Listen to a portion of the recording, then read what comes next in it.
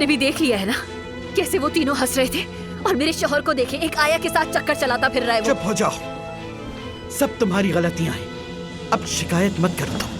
अगर तुमने ये मुसीबत हमारे सर न डाली होती तो मर्द अब तक हमारे साइड हो चुका होता। आपने उस घर के मामले का क्या किया? स्टेट एजेंट के मुताबिक 2 दिन में ये मुमकिन नहीं, और अगर कोई खरीदार मिल भी जाता है तो कागजी कार्रवाई में वक्त लगेगा। और अगर उसने वेट ना किया तो? हाँ, दुआ करो कि वो रुक जाए।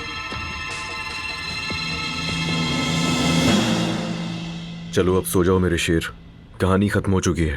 अब सो जाओ अगर कुछ और बाकी नहीं है।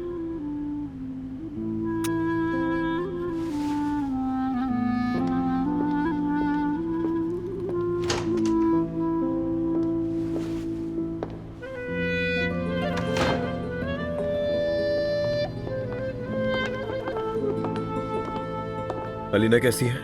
सो रही है। उस बोट के हादसे ने दिमाग पे बहुत असर डाला है।